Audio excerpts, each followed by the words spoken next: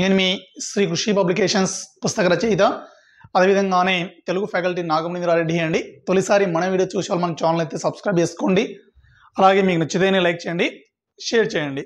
మరి ఇక్కడ మనం ఏం చేస్తున్నాం సార్ అంటే 2024 అక్టోబర్లో జరిగినటువంటి తెలుగులో ఏ ప్రశ్నలు అయితే వచ్చాయో ఆ ప్రశ్నలన్నింటినీ కూడా ప్రతి ఒక్క క్వశ్చన్ పేపర్ని కూడా మ్యాక్సిమం మనకు ఎంతైతే సమయం ఉంటుందో ఆ సమయానికి అనుగుణంగా దాదాపు అన్ని ప్రశ్నాపత్రాల ప్రశ్నల్ని ఎక్స్ప్లెయిన్ చేసేటువంటి కార్యక్రమం అనేది చేపడుతున్నానండి. సో ప్రతి ఒక్క క్వశ్చన్ పేపర్ కూడా ఇందులో నేను ఎక్స్ప్లెయిన్ చేయడం అనేది జరుగుతుంది. అండ్ ఇంకా ఏంటి సార్ అంటే 2022, 2024, 2025 డిఎస్సి పరీక్షలో మరి మన శ్రీ కృషి పబ్లికేషన్స్ ద్వారా తెలుగు మెటీరియల్ నుంచి 100% కూడా మార్క్స్ రావడం అనేది జరిగిందండి. ఆ మార్క్స్ నేను వచ్చాయి అంటూ నా గొప్పతనాన్ని చెప్పుకుంటే బాగుండదు, మన పుస్తకం యొక్క గొప్పతనాన్ని నేను చెప్పినా కూడా బాగుండదు. కాబట్టి మరి ఈ 2024 అక్టోబర్లో పరిశీలించుకుంటే ఏ ప్రశ్న మన శ్రీ కృషి పబ్లికేషన్స్ మెటీరియల్ నుంచి ఏ పేజీలో ఉంది అనే దాన్ని కూడా ప్రతి ఒక్క క్వశ్చన్ని కూడా నేను ఎక్స్ప్లెయిన్ చేస్తూ మీకు వివరించడం అనేది జరుగుతుంది. అండ్ అక్కడ మన మెటీరియల్లో ఏ పేజ్ అనేది జస్ట్ ఒక సెకండ్లో చెప్పేసి నెక్స్ట్ క్వశ్చన్లోకి వెళ్ళడం అనేది జరుగుతుందండి. ఇదే ఉత్సాహంతో మరింత మంది విద్యార్థులకు న్యాయం చేయాలి అనేటువంటి ఒక దృఢ సంకల్పంతో ఏం చేశాను సార్ అంటే 2025 అంటే వస్తున్నటువంటి ఈ టెట్కి కానీ తర్వాత 2026లో ప్రభుత్వం మాట ఇచ్చింది ఏమని, ప్రతి ఏటా డిఎస్సి అని. మరి ఆ మాట కట్టుబడి ఉంటే 2026లో మళ్ళీ డిఎస్సి నోటిఫికేషన్ వస్తుంది. కాబట్టి వీటిని దృష్టిలో పెట్టుకొని మన శ్రీ కృషి పబ్లికేషన్స్ ద్వారా ఈ పూర్తి న్యూస్ సిలబస్తో మీకు మళ్ళీ ఇంకొక పుస్తకాన్ని రిలీజ్ చేశానమ్మా. మరి ఈ పుస్తకం కావాల్సిన వారు మన నెంబర్ అయితే సంప్రదించండి. 6300878497 9182881240 అండి. సో చాలా క్లియర్గా ఉంటుందమ్మా. ఈ మెటీరియల్ మాత్రం చాలా అత్యద్భుతంగా ఉంటుంది. So each and every one ప్రతి లెసన్ వెనకాల ఉన్నటువంటి గ్రామర్ కానీ, అర్థాలు కానీ, పర్యాయ పదాలు కానీ, సందులు కానీ, సమాసాలు కానీ, ఛందస్సు కానీ, అలంకారాలు కానీ, వాక్యాలు కానీ, ఇలా ప్రతి ఒక్క అంశాన్ని కూడా టెక్స్ట్ బుక్ వేలో ప్రతి ఒక్కదాన్ని రూపొందించడం జరిగింది. సో 100% ఈ పుస్తకం అంటే స్కూల్ అసిస్టెంట్ వాళ్ళకి 30 మార్క్స్ వస్తాయి, టెట్లో ఎస్జిటి వాళ్ళకి 24 మార్క్స్ వస్తాయి, అదేవిధంగానే డిఎస్సిలో ఎస్జిటి వాళ్ళకి 100% కూడా మన పుస్తకం న్యాయం చేస్తుంది. సో మన పుస్తకాన్ని తప్పనిసరిగా తీసుకోండి. అండ్ ఇక్కడ ఏంటి సార్ అంటే మరి ఈ కొద్దిగా మనం పుస్తకం రిలీజ్ చేస్తున్నటువంటి ఈ సందర్భంలో మరి కొంతమందికి మాత్రమే ఏం చేస్తున్నాం సార్ ఇక్కడ అంటే ఆ పుస్తకం కాస్ట్ ఎంత అమ్మా అంటే 400 రూపీస్ అండి. మరి ఈ 400 రూపీస్కే మనం ఆ పుస్తకాన్ని ఉచితంగా ఇవ్వడం అనేది జరుగుతుంది. మరి ఉచితంగా ఇస్తూ ఇంకా ఏం చేస్తున్నాం సార్ ఇక్కడ మనం పరిశీలించుకుంటే మరి ఆ పుస్తకం తీసుకున్న వాళ్ళకందరికీ కూడా అంటే కొంతమందికి మాత్రమే స్టార్టింగ్లో ఈ పుస్తకం రిలీజ్ అయిన ఒక 1 వీక్లో తీసుకున్న వాళ్ళకందరికీ కూడా మరి 400 రూపీస్కే మనం ఈ పుస్తకాన్ని ఫ్రీగా పంపిస్తూ ఎటువంటి డెలివరీ ఛార్జెస్ లేకోకుండా అండ్ నా యొక్క తెలుగు కంటెంట్, తెలుగు గ్రామర్ క్లాసుల్ని అదేవిధంగానే తెలుగు మెథడాలజీ క్లాసెస్ని మన యాప్లో పూర్తి ఉచితంగా అందించడం జరుగుతుంది. అండ్ ఇంకా ఏంటి సార్ అంటే మరి మన శ్రీ కృషి పబ్లికేషన్స్ యాప్లో ఎవరైతే కోర్స్ తీసుకుంటారో అది ఏ కోర్స్ అయినా సరే, ఎగ్జామ్ సిరీస్ కోర్స్ అయినా మరి తెలుగు కంటెంట్ గ్రామర్ కోర్స్ అయినా కూడా ఏదో ఒకటి అది నేను ఫ్రీగా ఇచ్చానా ఇంకొకటే అని పక్కన పెడితే మన శ్రీ కృషి పబ్లికేషన్స్ యాప్లో మీ పేరు అనేది ఉంటే ఖచ్చితంగా మీరు ఒకవేళ ఎవరైనా సరే మరి జిల్లా ర్యాంకులో కానీ స్టేట్ ర్యాంకుల్లో కానీ మరి మొదటి స్థానాల్లో నిలిచిన వాళ్ళకందరికీ కూడా మనము క్యాష్ ప్రైజ్ అనేది ఇవ్వడం జరుగుతుంది. అది ఇంత అని చెప్పను కానీ మరి ఒక రేంజ్ ఆఫ్ క్యాష్ మనీనే మీకు ప్రైజ్గా ఇవ్వడం అనేది జరుగుతుంది. ఈ పాయింట్ గుర్తుపెట్టుకోండి. సో ప్రతి ఒక్కరికి మన యాప్ పర్చేస్ చేసి ఉండాలా. ఆ తెలుగుకు సంబంధించి మన మెటీరియల్ పర్చేస్ చేసినా మన యాప్ పర్చేస్ చేసినట్లేనండి. సో ఇది దానికి సంబంధించమ్మా. రావ్ అన్న కలం పేరుతో రచనలు చేసినది మరి option 1 Jandhyala Subrahmanya Sastri, option 2 Bulusu Venkataramanayya, option 3 Madhurantakam Rajaram, option 4 Palagummi Viswanatham అండి. మరి ఈ ప్రశ్నకు సమాధానం మరి మన శ్రీ కృషి పబ్లికేషన్స్ మెటీరియల్ ఎక్కడుంది సార్ అంటే పేజ్ నెంబర్ 212లో దీనికి సంబంధించి మనం మెటీరియల్ క్లియర్గా పొందుపరిచామండి. ఒకసారి మన మెటీరియల్ పరిశీలించండి. మరి ఇక్కడ ఆప్షన్ 1 ఏమిచ్చాడమ్మా అంటే జంధ్యాల సుబ్రహ్మణ్య శాస్త్రి అని ఇవ్వడం జరిగింది. మరి ఆన్సర్ అవుతుందా? అవ్వదు. ఎందుకు సార్ అంటే ఈ జంధ్యాల సుబ్రహ్మణ్య శాస్త్రి గారు మనకి 3rd క్లాస్లో వస్తారు. నక్కయుక్తి అనేటువంటి లెసన్ ఉంటుంది. ఆ లెసన్ రాసినటువంటి వ్యక్తి ఎవరమ్మా అంటే జంధ్యాల సుబ్రహ్మణ్య శాస్త్రి గారిని మనం చెప్పుకుంటామండి. సో అందులో మనకి ఎక్కడా కూడా రావ్ అనేటువంటి పదం ఎక్కడా కూడా రాదండి. సో క్లియర్ అంటే మన ఆన్సర్ జంధ్యాల సుబ్రహ్మణ్య శాస్త్రి తీసుకోవచ్చా అంటే తీసుకోరాదమ్మా. మరి రెండోది ఏంటమ్మా ఇక్కడ పరిశీలిస్తే మూడోది ఏంటమ్మా అంటే మధురాంతకం రాజారాం అండి. మరి మధురాంతకం రాజారాం అన్నాడు. మరి మధురాంతకం రాజారాం ఎక్కడొస్తాడు? థర్డ్ క్లాస్లోనే మా ఊరి ఏరు అనేటువంటి పాఠ్యాంశాన్ని రాసినటువంటి కవి ఎవరమ్మా అంటే మధురాంతకం రాజారాం. అతని యొక్క రచనలు ఏమున్నాయి? కమ్మతెమ్మెర, వక్రగతులు, రేపటి ప్రపంచం, త్రిశంకు స్వర్గం, కూనలమ్మ కోన, జీవితానికో నిర్వచనం. మరి అందులో ఎక్కడ ఆ లెసన్లో ఎక్కడ కూడా మనకి ఆ రావ్ అనేటువంటి పదాన్ని పొందుపరచలేదు. మరి ఈ మధురాంతకం రాజారాం గారు ఒక ఉత్తమ ఉపాధ్యాయులుగా మనం చెప్పడం అనేది జరుగుతుందండి. సో క్లియర్ నాన్న. తర్వాత పాలగుమ్మి విశ్వనాథం అండి. మరి ఫోర్త్ వన్ పరిశీలిస్తే పాలగుమ్మి విశ్వనాథం ఆన్సర్ అవుతుందా? అవ్వదు. పంట చేలు అనేటువంటివి ఈ మాస పాట రాసిన వ్యక్తి ఎవరమ్మా? పాలగుమ్మి విశ్వనాథం. కోడ్ చెప్పుకుంటాం ఏమని? పా అని చెప్పుకుంటాం. పా అంటే పాలగుమ్మి విశ్వనాథం, పా అంటే పంట చేలు అని చెప్పుకున్నామండి. So clear. తర్వాత రెండోది మిగిలింది. రెండోది ఏంటి? బులుసు వెంకటరమణయ్య. మరి బులుసు వెంకటరమణయ్య గారి యొక్క కలం పేరే ఏంటి సార్ ఇక్కడ అంటే రావ్ అని చెప్పుకుంటాం. మరి ఎక్కడుంది సార్ అంటే నా యాత్ర అనేటువంటి పాఠ్యాంశం ఉంటుంది 8వ తరగతిలో. మీరు టెక్స్ట్ బుక్ అయినా పరిశీలించుకోండి, లేదా మన మెటీరియల్ పరిశీలించుకున్నా కూడా మన మెటీరియల్లో 212 దీనికి సంబంధించి ఆన్సర్ అనేది ఉంటుందండి. సో ఇది దాని నా బాల్యం పాఠంలోని ఇతివృత్తం అన్నాడమ్మా. మరి నా బాల్యం పాఠంలోని ఇతివృత్తం ఆప్షన్ 1 నైతిక విలువలు, ఆప్షన్ 2 పిల్లల స్వభావం, ఆప్షన్ 3 కళలు, ఆప్షన్ 4 ఏంటమ్మా సమయస్ఫూర్తి అనేసి ఇచ్చాడండి. మరి ఇక్కడ ఒక్కసారి మనం పరిశీలించుకుంటే నాకు ఆన్సర్లు రావాలమ్మా మీ నుంచి. మరి నా బాల్యం, మరి నా బాల్యం అనేది ఎక్కడ మనం పరిశీలించుకుంటే ఆ నా బాల్యం పాఠ్యాంశం యొక్క ప్రక్రియ ఏంటి? ఆత్మకథ లేదా స్వీయ చరిత్ర? Yes correct. మరి ఈ నా బాల్యం అనే పాఠ్యాంశంలో ఎవరి గురించి ప్రస్తావించారు? షేక్ నాజర్ గురించి ప్రస్తావించారు నాన్న. ఎవరి గురించి అమ్మా? షేక్ నాజర్ గురించి ప్రస్తావించారు. ఈ షేక్ నాజర్ యొక్క స్వీయ చరిత్ర పేరేంటమ్మా? పింజారి అని చెప్పుకుంటాం. మరి ఈ పింజారి అనే దాన్ని ఎవరు రూపొందించారమ్మా అంటే ఎవరు రాయడం జరిగిందంటే అంగడాల రమణమూర్తి గారు. ఎవరు నాన్న? అంగడాల రమణమూర్తి గారు రాయడం అనేది జరిగింది. మరి ఇక్కడ మనం పరిశీలించుకుంటే అంగడాల రమణమూర్తి అన్నాం. మరి ఈ షేక్ నాజర్ని మనం ఏమని చెప్పుకుంటాం? బుర్రకథ పితామహుడు అని చెప్పుకుంటామండి. షేక్ నాజర్ని ఏమని చెప్పుకుంటాం సార్ అంటే బుర్రకథ పితామహుడు అని చెప్పుకుంటాం. మరి బుర్రకథ పితామహుడు ఎవరమ్మా అంటే షేక్ నాజర్ అని చెప్పుకుంటామండి. మరి ఈ బుర్రకథ అనేది ఏంటి? ఒక కళ. అంటే ఏదైనా జానపద కళలు కానీ, జానపద గేయాలు కానీ, బుర్రకథలు కానీ, హరికథలు కానీ ఇలా ఏది తీసుకున్నా కూడా మరి షేక్ నాజర్ ఎవరు సార్ అంటే బుర్రకథ పితామహునిగా చెప్పుకుంటాం. అంటే ఈ పాఠ్యాంశంలో దేని గురించి వర్ణించుంటారు? బుర్రకథ యొక్క విశిష్టత గురించి వర్ణించుంటారు. అదేవిధంగానే ఈ షేక్ నాజర్ యొక్క జీవిత చరిత్ర, ఆయన బాల్యంలో ఏ విధంగా ఉన్నాడు, అతని తల్లిదండ్రులు ఎవరు, వాటి గురించి మనకు వివరణ అనేది ఉంటుందండి. మరి బినాబీ, షేక్ మస్తాన్, ఖాదర్ ఈ పాత్రలు ఎక్కడొస్తాయి? ఈ పాఠ్యాంశంలో రావడం జరుగుతుంది. గుంటూరు జిల్లాలోని పొన్నెకల్ గ్రామంలో తూర్పు సాయిబుల ఇళ్లలో జన్మించాడండి. ఎవరంటే మన షేక్ నాజర్ గారు. మరి నా బాల్యం అనే పాఠంలోని ఇతివృత్తము అన్నాడు. మరి నా బాల్యం అనే పాఠంలోని ఇతివృత్తం ఏంటి సార్ అంటే కళలు అని చెప్పుకుంటామండి. మరి నిద్రపోతున్న రాత్రిని అడిగా అలాంటి కళలు కాదక్క, మరి ఈ కళలు వేరమ్మా. మరి ఆ కళలు అనుకున్నారు. మరి నా బాల్యం అనే పాఠ్యాంశంలోని ఇతివృత్తం ఏంటి? కళలు అని చెప్పుకుంటాం. ఇది దానికి సంబంధించి మరి నైతిక విలువలు అని ఉంది. మరి నైతిక విలువలు అనే దేనికి ఇతివృత్తంగా వస్తుంది సార్ అంటే ఏవైనా పద్యాలకు సంబంధించి పద్య పరిమళం కానీ, శతక సౌరభం కానీ, శతక పద్యాలు కానీ ఇలాంటి లెసన్స్ ఏమైనా ఉంటే వాటికి సంబంధించి నైతిక విలువలు అనేది ఇతివృత్తంగా ఉంటుందమ్మా. మరి రెండోది ఏమి ఇచ్చాడు? పిల్లల స్వభావం. మరి పరివర్తన అనే లెసన్ ఉంటుందండి. ఆ పరివర్తన పాఠ్యాంశానికి ఇతివృత్తంగా కూడా మనం పిల్లల స్వభావం చెప్పుకుంటాం. ఆప్షన్ 4 ఏముంది? సమయస్ఫూర్తి.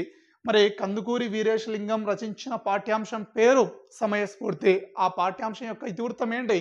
సమయస్ఫూర్తి అని చెప్పుకుంటాం. ఎక్కడి నుంచి సార్ క్వశ్చన్ అంటే 6వ తరగతిలో ఈ సమయస్ఫూర్తి అనే ఇతివృత్తంగా ఉంది. అండ్ లెసన్ పేరు కూడా ఇతివృత్తమే అండి. మరి ఈ క్వశ్చన్కి ఆన్సర్ ఏంటి సార్ అని పరిశీలించుకుంటే మరి కళలు అనేది ఈ ప్రశ్నకు సమాధానంగా చెప్పుకుంటాం. సో క్లియర్ అమ్మా. ఈ విధంగా ప్రతి ఒక్క క్వశ్చన్ని మనం ఎక్స్ప్లెనేషన్ చేసుకోవడం వల్ల మీకు 100% కూడా ఉపయోగపడడం అనేది జరుగుతుంది. ఎందుకు సార్ అంటే రాబోతున్న టెట్ డిఎస్సిలో క్వశ్చన్కి మనం ఆన్సర్ చేయడానికి చాలా మంచి అవకాశంగా ఇది ఉంటుందండి. ఇక్కడ పరిశీలించుకుంటే ఈ క్వశ్చన్ సమాధానం మనం మన మెటీరియల్ ఎక్కడి నుంచి ఉంది సార్ అంటే పేజ్ నెంబర్ 120లో ఉంది. ఒకసారి పరిశీలించండి అమ్మా. తర్వాత తన జీవిత అనుభవాలు భావాలతో కలబోసి తనకు తానే రాసుకునే సాహితీ ప్రక్రియ అన్నాడు. తనకు తానే రాసుకునే సాహితీ ప్రక్రియను ఏమంటారమ్మా? చెప్పండి మేడం గారు. స్వీయ చరిత్ర లేదా ఆత్మకథ అని చెప్పుకుంటాం. ఏమని చెప్పుకుంటాం నాన్న?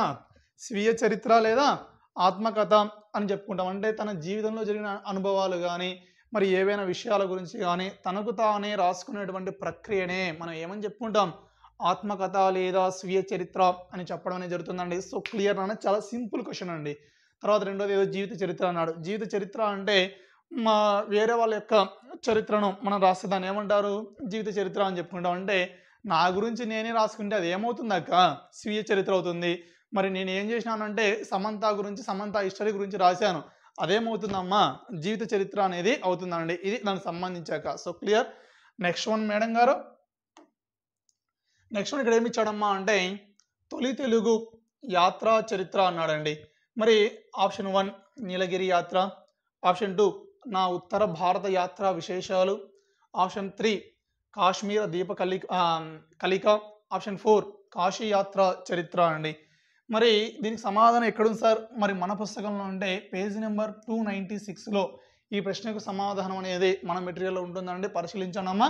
ఆల్రెడీ మెటీరియల్ తీసుకున్న వాళ్ళు పరిశీలించండి, మెటీరియల్ తీసుకోవాలి అనుకున్న వాళ్ళు వచ్చిన తర్వాతైనా పరిశీలించుకోండి. ఓల్డ్ ఎడిషన్ తీసుకున్నా పర్లేదు. మరి 2024 స్టార్టింగ్లో రిలీజ్ చేసాం, అది తీసుకున్నా పర్లేదు. 2024 మధ్యలో రిలీజ్ చేసాం, అది తీసుకున్నా పర్లేదు. ఇప్పుడు రిలీజ్ చేయబోయేటువంటి ఈ పుస్తకాన్ని తీసుకున్నా పర్లేదండి. ఈ పుస్తకం అంటే ఓల్డ్ పుస్తకాలు చూస్తేనే కదా మరి అందులో నుంచి బిట్లు వచ్చేలా తెలుస్తుంది. సో చూడండి అమ్మ, ప్రతి ఒక్కరు చూడండి, మెటీరియల్ ముందర పెట్టుకొని. ఇక్కడ తొలి తెలుగు యాత్రా చరిత్ర అన్నాడు. మరి ఇక్కడ తొలి తెలుగు యాత్రా చరిత్ర ఏంటి? కాశీ యాత్ర చరిత్ర అండి. ఏంటమ్మా తొలి తెలుగు యాత్రా చరిత్ర ఏంటి సార్ అంటే కాశీ యాత్ర చరిత్ర అని చెప్పడం అనేది జరుగుతుందండి. మరి ఆన్సర్ ఎక్కడుంది సార్ అంటే మన మెటీరియల్లో పేజ్ నెంబర్ 296 అండి. నెక్స్ట్ వన్ పరిశీలిద్దాం. దివ్వే పదానికి ప్రకృతి అన్నాడు. ఆప్షన్ 1 దీపము, ఆప్షన్ 2 దిట్టము, ఆప్షన్ 3 దీవులు, ఆప్షన్ 4 తీరము అని చెప్పుకుంటున్నాం. మరి ఇక్కడ దివ్వే అనే పదానికి ప్రకృతి అన్నాడండి. మరి మీరు పరిశీలించాలా, దిట్టం అవుతుందా? అవ్వదు. దీవులు అవుతుందా? అవ్వదు. తీరం అవుతుందా? అవ్వదు. ఆప్షన్ 1 ఏంటి? దీపము అండి. సో ఇక్కడ దీపము అనేది ఏమవుతుంది నాన్న అంటే ప్రకృతి అవుతుంది. ఈ దీపము అనే పదానికి వికృతి ఏంటమ్మా అంటే దివ్వే అని చెప్పుకుంటాం. మరి మన మెటీరియల్లో ఈ ప్రశ్నకు సమాధానం ఎక్కడుంది సార్ అంటే పేజ్ నెంబర్ 191లో ఈ ప్రశ్నకు సమాధానం అనేది మన మెటీరియల్ ఉంటుంది. ఒకసారి పరిశీలించండి madam. Okay sir. Next one ఏంటమ్మా? చెన్ను అనే పదానికి అర్థము అన్నాడు. మరి ఆప్షన్ 1 గొడవ, ఆప్షన్ 2 చెమట, ఆప్షన్ 3 అందం, ఆప్షన్ 4 ఏంటమ్మా? కానుక అని ఇవ్వడం అనేది జరిగిందండి. మరి గొడవ అంటే తగాద, పొట్లాట అని చెప్పుకుంటే గొడవ అని అర్థం వస్తుంది. ఓకే. మరి చెమట అన్నాడు. సో స్వేదం అని చెప్పుకుంటే చెమట అనేది ఆన్సర్ అవుతుంది. అవి అడగలేదు అంటే ఆప్షన్ 1 కాదు. తర్వాత ఏంటి? ఆప్షన్ 2 కూడా కాదమ్మా. తర్వాత కానుక అన్నాడు. కానుక అంటే ఏంటి? బహుమానము అంటే అర్థం ఏంటి? కానుక అని చెప్పుకుంటాం. సో ఇది కూడా కాదు నాన్న. మరి మిగిలింటి ఏందమ్మా? అందం, ఆకాశం అమ్మాయి అయితే నీలాగుంటుందే నీలాగుంటుందే. మరి చెన్ను అనే పదానికి అర్థం ఏంటి? అందం అని చెప్పుకుంటాం. మరి ఎక్కడి నుంచి వచ్చాడు సార్ ఈ క్వశ్చన్ అంటే మేబీ 4th క్లాస్ నుంచి ఉంటుంది.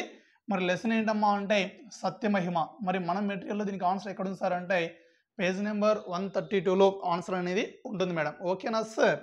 ఓకే అమ్మా. నెక్స్ట్ వన్ చూడండి. మరి ఇక్కడ కింది వాటిలో మధ్యమ పురుష సర్వనామ పదాలు అన్నాడు. మరి బేసికల్లీ మనం పరిశీలించుకుంటే పురుషములు అనేవి ఎన్ని రకాలు? 3 రకాలు. ఒకటి ఏంటి? ఉత్తమ పురుష, రెండోది ఏంటి? మధ్యమ పురుష, మూడోది ఏంటి? ప్రథమ పురుష అన్నాడు. మరి ఉత్తమ పురుష అంటే ఏంటి?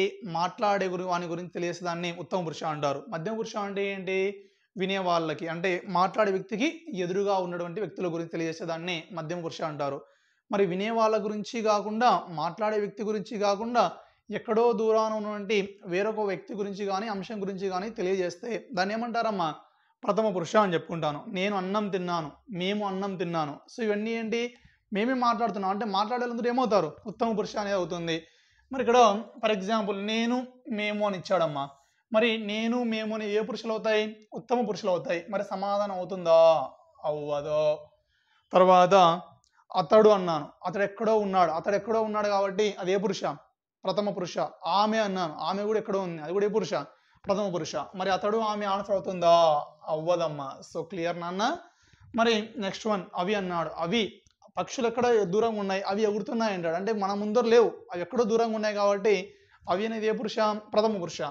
కానీ ఇక్కడ ఏమి ఇచ్చాడమ్మా అంటే ఇవి అని ఇవ్వడం జరిగింది. ఇవి అంటే నాకు ఎదురుగా ఉన్నాయి, నాకు ఎదురుగా ఉంటే దాన్ని ఏమంటాము, మధ్యమ పురుష అంటాం, కరెక్టే.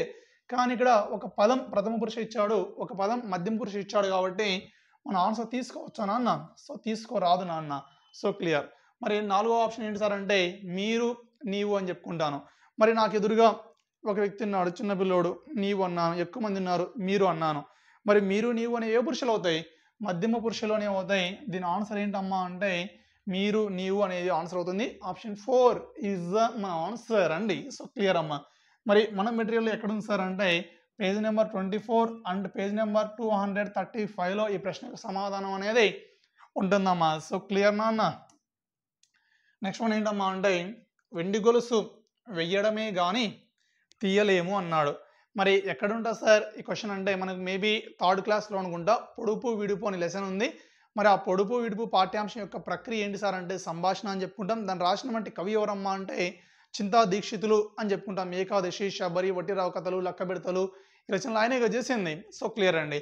మరి ఆ పాఠ్యాంశం నుంచి క్వశ్చన్ అయితే అడిగాడండి. మరి ఇక్కడ వెండి గొలుసు వేయడమే కానీ తీయలేము, ఇది ఒక అన్నాడు. దానికి ఆన్సర్ అడగలే. దానికి ఆన్సర్ అడిగి ఉంటే ముగ్గు అనేది సమాధానం అవుతుంది. ముగ్గు అంటే మా ఊర్లో లేడీస్ వేస్తారక్కో, దాన్ని ఏమంటారు, ముగ్గు అంటారమ్మా. మీ ఊర్లో కూడా లేడీస్ వేస్తారా అనుకుంటున్నా. మరి ఇక్కడ ఆప్షన్ 1 పారిభాషిక పదం, ఆప్షన్ 2 ఏంటమ్మా పొడుపు కథ, ఆప్షన్ 3 సామెత, ఆప్షన్ 4 జాతీయం అని ఇవ్వడం జరిగింది. మరి వెండి గొలుసు వేయడమే కానీ తీయలేము అనేది ఏమవుతుంది, సింపుల్ క్వశ్చన్ అనేయండి. పొడుపు కథ అనేది మన సమాధానం అవుతుందండి. సో క్లియర్ నాన్న. సో బస్ నెక్స్ట్ వన్ ఏంటమ్మా అంటే దళము అనే పదానికి పర్యాయ పదాలు అన్నాడు. ఆప్షన్ 1 ఆకు కామ సైన్యము, ఆప్షన్ 2 ఆకు కామ వలనము, ఆప్షన్ 3 సైన్యము కామ సేన, ఆప్షన్ 4 బలము కామ ధర్మం అని చెప్పుకుంటున్నామండి. మరి ఇక్కడ దళము అనే పదానికి పర్యాయ పదాలు ఏంటి, ఆకు కామ సైన్యం అవుతుందా? అవ్వదు. నానార్థం కింద అయితే నానార్థం కింద తీసుకోవచ్చు కానీ పర్యాయ పదం కింద తీసుకోలేం కాబట్టి ఇది కాదమ్మా. తర్వాత మిగిలింది ఏంటి, రెండో ఆప్షన్ ఏంటి, సైన్యము సేన అన్నాడు. మరి సైన్యము సేన అనేది ఇక్కడ మనం పర్యాయ పదంగా చెప్పుకోవచ్చు అండి ఇచ్చిన ఆప్షన్స్ ప్రకారం. మరి ఇక్కడ ఈ దళము అనే దానికి సంబంధించి మరి మన మెటీరియల్లో పేజ్ నెంబర్ ఎంత సార్ అంటే 312లో దానికి ఆన్సర్ ఉంటుందండి మన శ్రీ కృషి పబ్లికేషన్లో. మరి నెక్స్ట్ వన్ ఏంటి సార్ అంటే స్త్రీలను గూర్చి చెప్పే పదాలు అన్నాడమ్మా. మరి స్త్రీలను గూర్చి చెప్పే పదాలు ఏమవుతాయి, ఆప్షన్ 1 మహతీవాచకాలు, ఆప్షన్ 2 మహద్వాచకాలు, ఆప్షన్ 3 తిర్యగ్వాచకాలు, ఆప్షన్ 4 జడవాచకాలు అని చెప్పుకుంటాం. మరి ఇక్కడ మనం ఒకసారి వెనకాల నుంచి వెళ్దాం. మరి ఆప్షన్ 4 జడవాచకాలు అన్నాడు. జడవాచకాలు అంటే ఏంటమ్మా అంటే జడకి వేసుకునేటువంటి రబ్బర్ బ్యాండ్లు, రిబ్బర్ బ్యాండ్లు కాదు మేడం గారు. మరి జడవాచకాలు అంటే ఏంటి మేడం, ప్రాణం మరియు కదలిక లేని వాటిని ఏమంటాం, జడవాచకాలు అంటారు. సో ఎగ్జాంపుల్ చెప్పుకుంటే ఏవైనా అండి. సో పుట్ట, గట్టు, కొండ, రాయి ఇలాంటివన్నీ ఏమవుతాయి, జడవాచకాలు అవుతాయి. సో ఆన్సర్ అవుతుందా? అవ్వదో. మరి తిర్యగ్వాచకాలు అన్నాడు. తిర్యగ్వాచకాలు అంటే ఏంటి, ప్రాణం ఉంటే కదలిక ఉండదు, కదలిక ఉంటే ఏముండదు, ప్రాణం అనేది ఉండదు. వాటిని ఏమంటారమ్మా, తిర్యగ్వాచకాలు అని చెప్పుకుంటామండి. ఎగ్జాంపుల్ చెట్లు, నదులు ఇవన్నీ ఏమవుతాయి, తిర్యగ్వాచకాలు అని అవుతాయి. మరి దీన్ని తీసుకోవచ్చానా అన్న? సో తీసుకోరాదమ్మా. మరి రెండోది ఏంటమ్మా అంటే మహద్వాచకాలు అని ఇచ్చాడండి. మరి మహద్వాచకాలు అన్నాను. మరి మహద్వాచకాలు అంటే ఏంటి, పురుషుల గురించి తెలియజేయాలన్న. ఎవరి గురించి అమ్మా? సో పురుషుల గురించి తెలియజేసేదానినే మనం ఏమని చెప్పుకుంటాం సార్ అంటే మహద్వాచకాలు అంటాం. ఈ మహద్వాచకాలకే మరొక పేరు ఏంటి సార్ అంటే మహత్తులు అని చెప్పుకుంటామండి. సో మహద్వాచకాలకే మరొక పేరు ఏంటమ్మా, మహత్తులు అని చెప్పుకుంటామంటే పురుషుల గురించి. ఎగ్జాంపుల్ మున్న, అందగాడు, రామ్ చరణ్ ఇలాంటివన్నీ కూడా ఏమవుతాయి, మహద్వాచకాలు అనేవి అవుతాయండి. సో క్లియర్ అమ్మా. మరి ఇది ఆన్సర్ అవుతుందా? అవ్వదు. So clear. మనోడు ఏమన్నాడు, స్త్రీలను గురించి చెప్పే పదాలు అన్నాడు. ఇంకా మిగిలింది ఏంటి, ఆప్షన్ 1 కదా. మరి స్త్రీలను గురించి, కేవలం స్త్రీలను గురించి మాత్రమే తెలియజేస్తే దాన్నే ఏమంటారమ్మా, మహతీ వాచకాలు అంటారమ్మా. సో ఇది దానికి సంబంధించినటువంటి క్లియర్ ఇన్ఫర్మేషన్ అండి. మరి మన మెటీరియల్లో ఈ ప్రశ్నకు సంబంధించి సమాధానం ఎన్నో పేజీలో ఉంది సార్ అంటే పేజ్ నెంబర్ 30లో ఉంది. అండ్ టెక్స్ట్ బుక్ గ్రామర్లో కూడా దీన్ని మళ్ళీ మనం మెన్షన్ చేయడం కూడా జరిగిందమ్మా.